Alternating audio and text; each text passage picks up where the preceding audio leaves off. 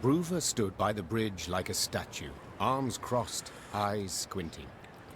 Meve sighed inside. She stood little chance of having a pleasant chat. Elder-in-Chief, sir. No sharing and gracing here, lass. Plowing humans. Always out to fix things, always end up cocking them up. You think you're due glory, do you? Monster Slayer Meve? Patroness of dwarves? Blast it. What do you think? Why didn't I exterminate those beasts myself, eh? Go on, tell me!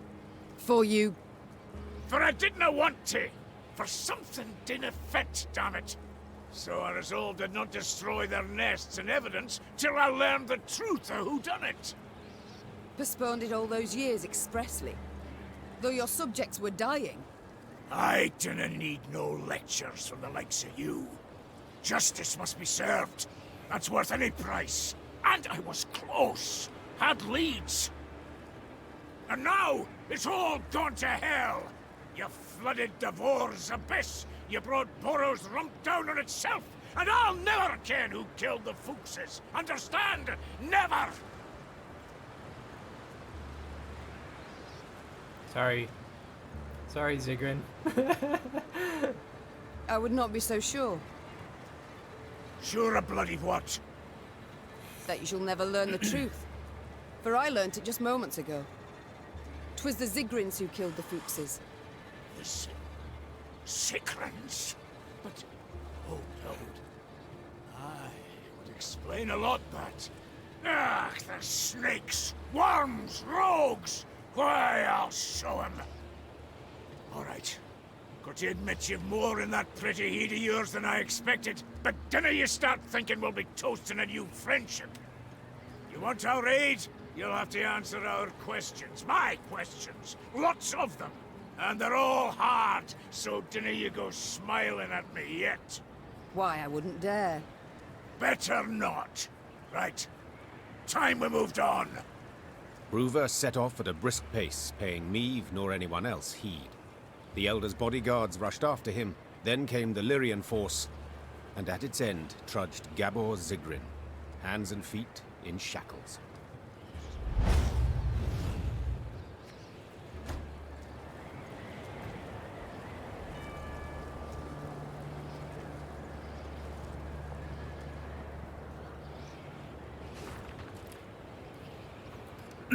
On the Langbridge, it's strictly forbidden to stomp, jump, lean over the edge, stop for a rest, carve runes in the handrails. Hoo hoo ha!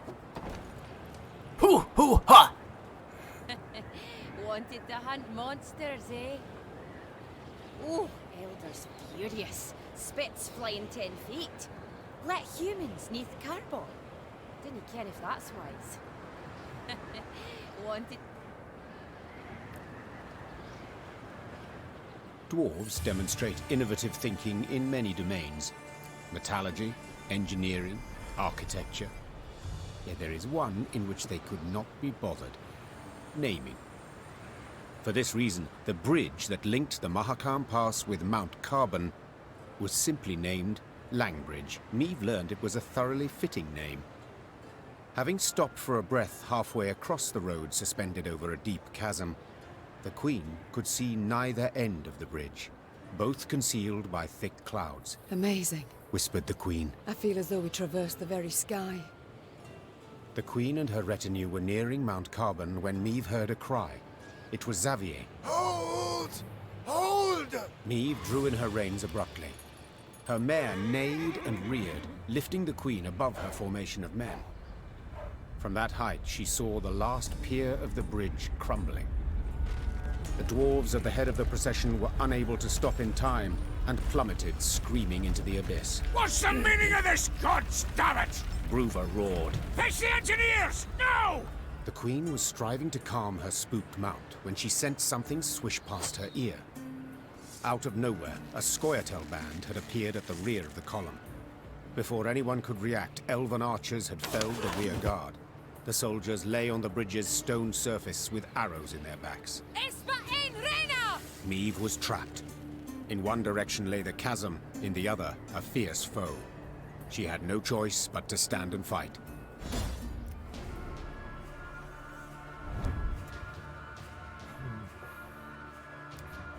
Valyrians watched in disbelief as Scoia'Tael warriors slit the throats of Mahakam guards. How could this be?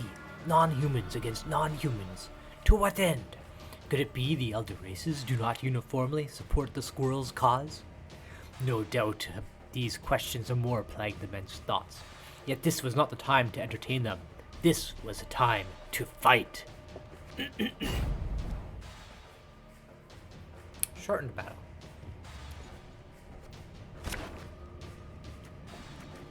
We got Brouver Hoog. Well, maybe I will get dwarves in my deck. And move an enemy from the melee to the range row. Move a unit in one row away from the opponent. Oh, I see. No, I don't care about that. What do you do? It's 1, 2 protectors. Armor 4.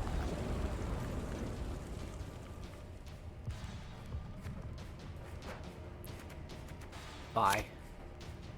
Bye. I don't much like either of you. You can go too. Ah, that's a wee bit better.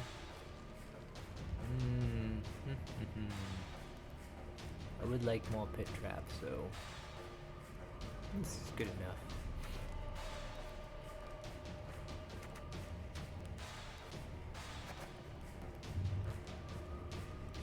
Let's get rid of the Merlot.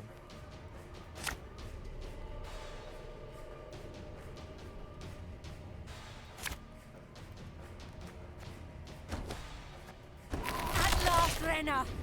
You are mine! We trapped your grace, but we can try and fight our way through. Well, this is going to be interesting. Whenever units move to the same row as Cliff, destroy it.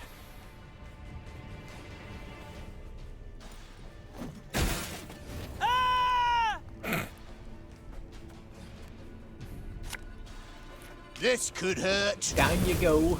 Damage enemy by 5. This is chasing units by 2, cooldown 3. Got business for me? Owie!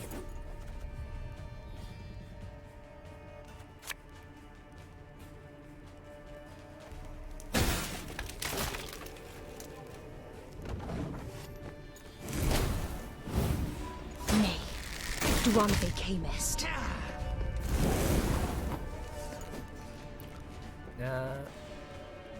I'm not going to need this back, because they're just going to die when they get moved to the back row anyway.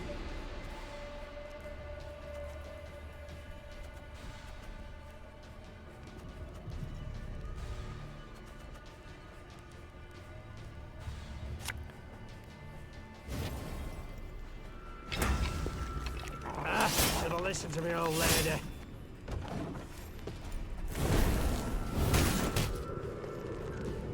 Special price, just for you, love. Yeah. Alright, that guy's... Y'all dead.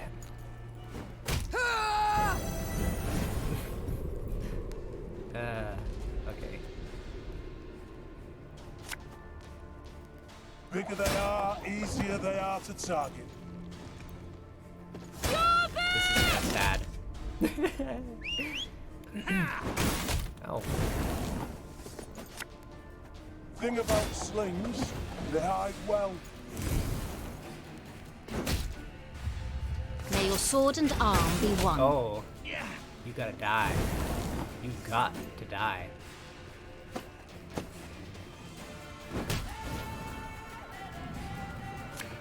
Otherwise, you'll be killing my guys left and right.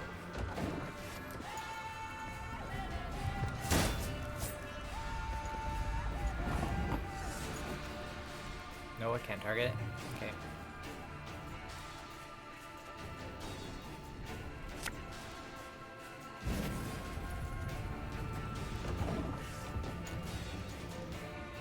I shall not fail!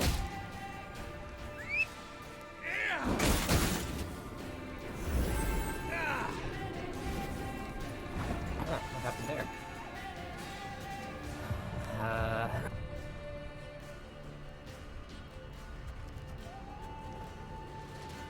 forever stone knock out one of your teeth? There you go. No! Ah, pit trap. Oh, I killed my pit trap. Wasn't expecting that. My head!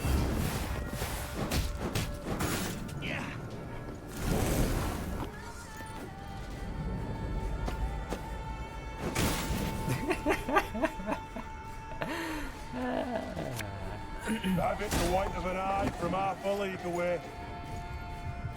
Death to humans! Wait, how do you...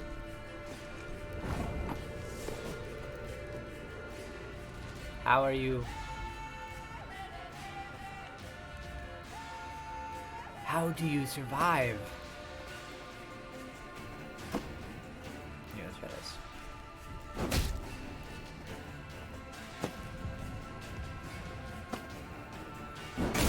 There you go. Now you did.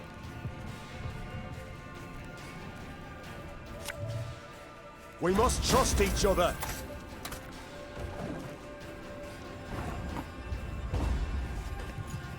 No! Reynard! She must die!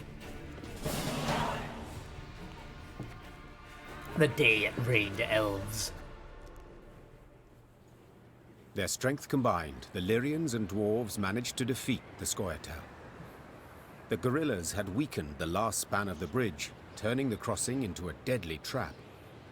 Had Xavier, who noticed the weakened structure at the last instant, not called out, all would have fallen into the chasm. The Lyrians managed to capture the unit commander. She stood, her head raised high, and when Meve glared at her, she did not avert her eyes. I got crow's eye. What is your name, elf? Abayeth met a parst one. She said, Thank you, Reynard. I know well what she said. Kiss my arse, is that truly the best you can muster? I'd rather show you exactly what I can muster. Tell them to unbind me. You got your opportunity. On the battlefield.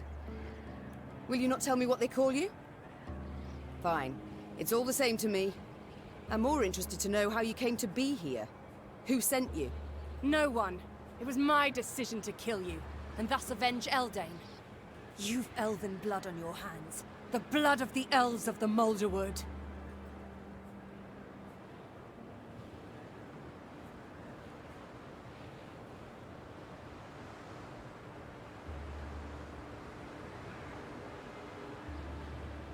Eldain was a criminal. He got what he deserved. And I buried him. You call him a criminal? What do you call humans who murder our kind in pogroms? Who massacre us? What do you call Black Rayla who fought at your side? Do not dare compare us. Do not dare! Enough. I've heard all I wish to hear. But I haven't. Did you fall on your heed, elf, eh? If you want to fight humans, go on and do it. You cannot talk sense to idiots that nae here, damn it. Mahakam is and will be neutral. You cannot be neutral. To Dwan, you are either their foe or their dog. Mahakam has stood aside, sleeping long enough. That is why we struck it in its very heart, as a call to battle. A call to brethren whom you, Elder, have kept from the world too long. I have kept him away. I've been bloody right to do so. You want to play at war, you numpties? You want to force the Pontar to flow upstream? Gang right ahead. Good riddance, I say. Gan kill, gan die if you fancy. But God's damn it, leave us alone. Yeah, I should kill you. With my own hands. I should cut your throat, put you out of your misery. That's what you want, innit? To die? To die a stupid death? Well, I'll not grant you that.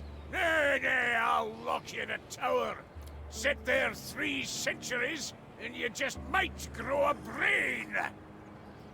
Brouver Hoog gazed after the shackled elf as she was led away. Meve expected him to continue fuming, cursing her. But the dwarf stood silent, and his old eyes, half concealed by brows bushy as a forest floor, showed not anger, but the deepest sadness. Dwarven engineers made quick work of repairing the crumbled bridge span.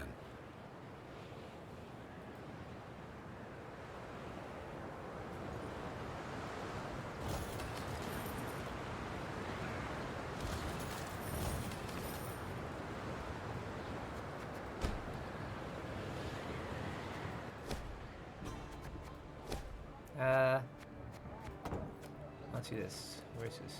Crow's eye. What did it even look like? I can't even remember what it looked like. What's this? What's that? Where's my crow's eye?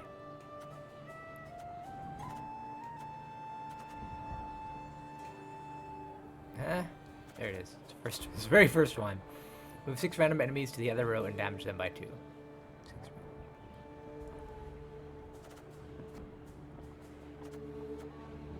Random enemies.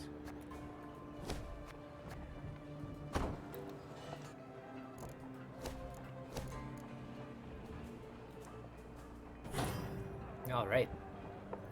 Now I've got nothing.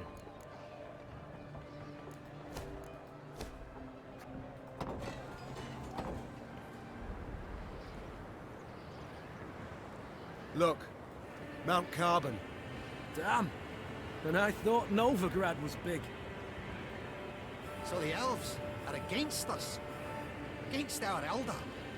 Treacherous hounds. Truth be told, I supported the Scoia'Tael afore. No, I wish every last one of them dead. Dead! Long-eared bastards. Raising our own saplings against us in rebellion. Sowing unrest. Violence. In the mountains. So the elves are against us. Against our elder.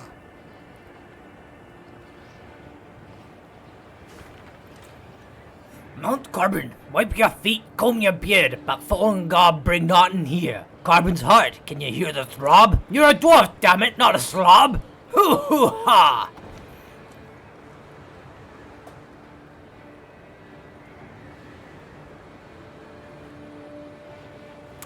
That could be my thumbnail. The Lyrians stepped inside Mount Carbon's bowels. Neve rode while looking upwards, admiring the intricately carved ceiling, gilded walls, monumental bas-reliefs carved from basalt. Yet this was no time to admire the sights. Brouver Hoog had summoned her to speak. I thank you for your invitation, Elder. My invitation? Choice term, lass. You wangled your way in here.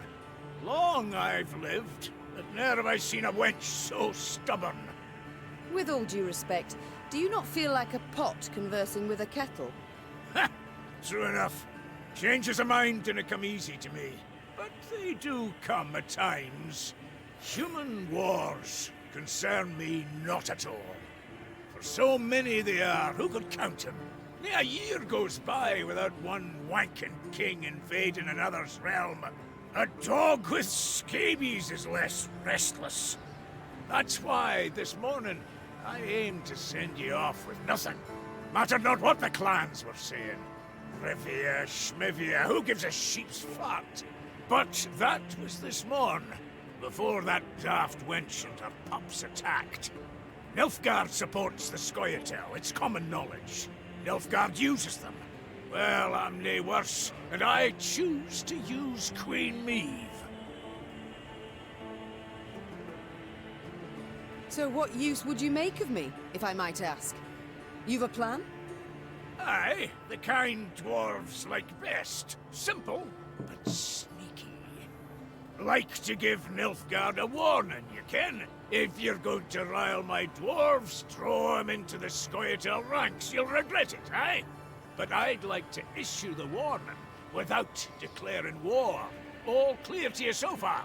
So, when you march out of Mahakam, you'll find a company of our foot dwarves waiting out with the gate. Officially, volunteers enlisting with you against my will. And you're to put them at the fore next time you face Nilfgaard.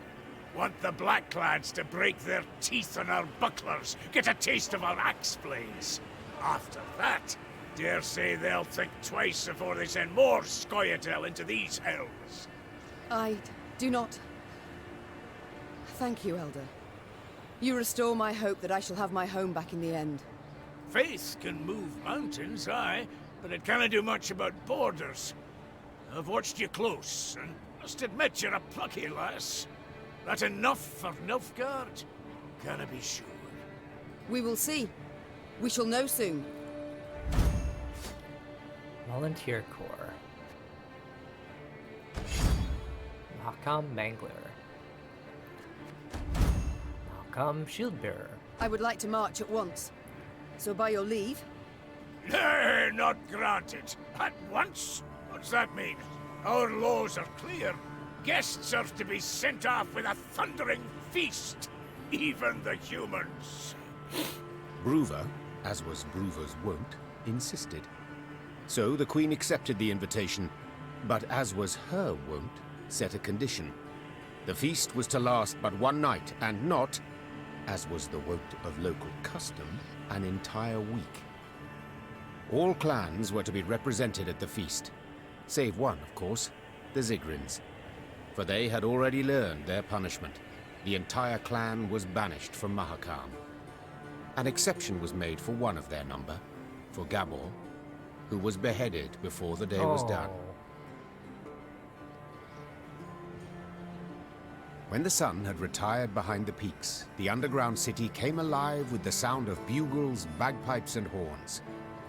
The dwarves emerged out into the central square and danced exuberantly, sparks kicking up from their hobnail boots. The usually crabby Elder-in-Chief Hoog proved a cordial host that evening. Let's drink, lest our neck shafts grow cobwebs!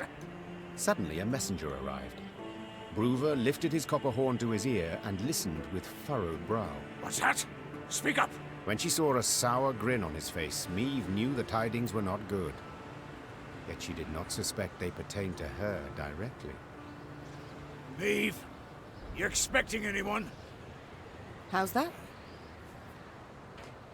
Runner says a delegation's arrived at Carbon. Freyliria and Revia got a Nilfgaardian escort. How dare they? Traitors. Who leads it?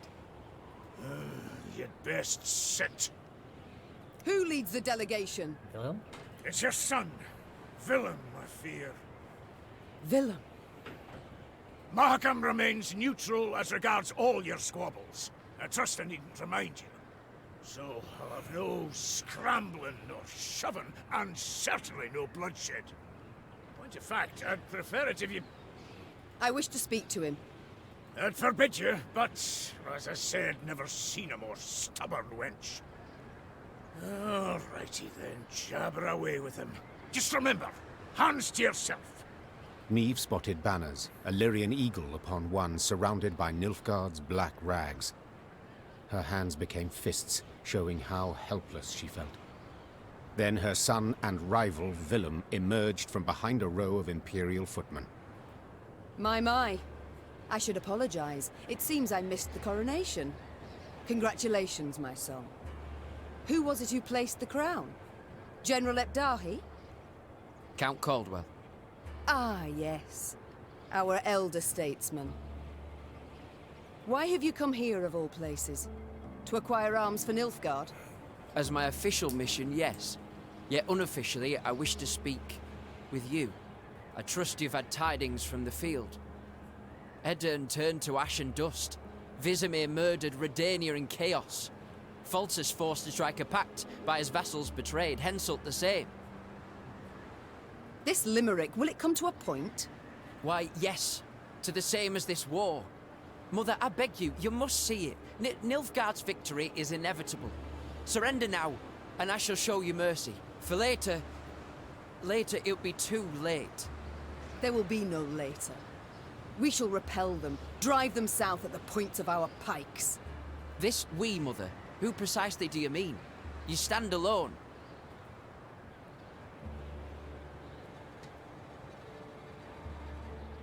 I prefer to stand alone over standing with Nilfgaard, with the invader, as you do. Mother, in declaring for the Empire, I saved the lives of thousands of our subjects. And in so doing, our honor lost. Folk who had their huts burned down care deeply about our honor. Is that truly your belief? When I was crowned, a fact you deride, though that makes it no less true, I swore the good of my subjects would guide me. And a war we are doomed to lose cannot in any way benefit them. And slavery can. You know well the Blackclads put peasants in chains, like cattle. Reprehensible, I agree, but... And resettlement? Forced labor? Cruel laws that make death the punishment for the slightest offenses? Are those benefits? Well, answer me! I see I will not sway you, Mother. A shame, though I take comfort in the fact I tried. And now, adieu. Oh no, I, not you, will decide when this conversation is over. Oh, have we anything else to discuss?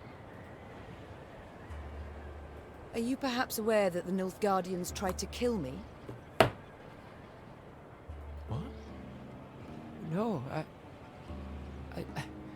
I heard only about an avalanche. Which tumbled down through no small effort of an Imperial envoy. Never would I have agreed to such a heinous act. I believe you.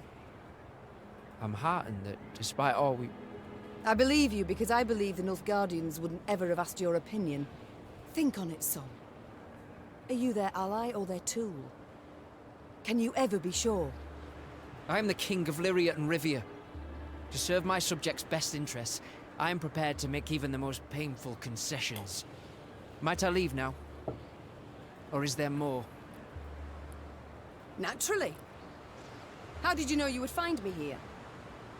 I received Nilfgaardian reports to the effect that you've been seen in the pass. Oh, roses are red and so are your cheeks, my son. As ever when you're caught in a lie. Lyria is 2 weeks' travel hence. Had you received word only once I was here, we'd have been long gone from Mahakam by the time you assembled a force and completed the march. No. You were forewarned of our intended route. It means I've a traitor in my ranks. Another one. Get out of my sight, villain. And pray we only ever face one another on neutral ground. Maeve struggled inside not to turn and gaze once more at her son. He'd changed since they'd last faced each other, grown manlier, and he wore the crown well. The Queen returned to the banquet hall. Her advisors shot her questioning glances, curious what she had discussed with Brouver. But Maeve decided to keep the details to herself. One of them wore a Nilfgaardian lead around his neck. Until she knew who, she would have to remain vigilant. Feasting's done, Reynard. We must consider our next move. I've thought on it, Your Grace. We've strength enough to hit the foe, but still not the numbers to face him in open battle. So what do you propose? This war we cannot win alone, nor even with the dwarves at our side. But if we secure a victory, small yet symbolic, we shall show the other realms of the north all is not yet lost. Thus, I propose we attack behind the front lines, somewhere well clear of any major Imperial force. Where would you suggest? I'm considering Angren. To begin with, a thickly wooded marshy land, always helpful in clandestine operations. Secondly, the land's strategically important, as it's the chief source of building material for Nilfgaard's fleets. All too little, I fear. Since we require a victory that would be symbolic, we must strike where it shall hurt. And Angren... Just recently welcomed a new regent, in the person of Count Coldwell. My third argument. Naturally, if Your Majesty wishes, I'm prepared to present alternatives to this. No need. We march at dawn. Maeve had toiled, cajoled, persuaded, and gained the dwarves' support. She left Mahakam strengthened, markedly. Even so, the Queen was in a foul mood. For it was clear a traitor, a viper, nested among the Lyrians. Someone who had conveyed the Queen's plans to her foe. From this moment on, Maeve would need to weigh every word she uttered, even in the presence of her closest associates. Your Grace, we must plot our course forward. Shall we take the western passage into Angren, or... Not now. When, then? Dawn approaches, yet we know nothing of where... I will not repeat myself. The Queen knew she would learn the traitor's identity in the end. If need be, she would tear the name from the throat of another turncoat, Count Caldwell. Maeve drooled at the prospect of seeing Caldwell in chains, then passing him to the hangman. Saddle the horses. I shall take the fore. The time for diplomacy, for preparations and negotiations had gone. Maeve was to attack her foe at last, and she could not wait to do so.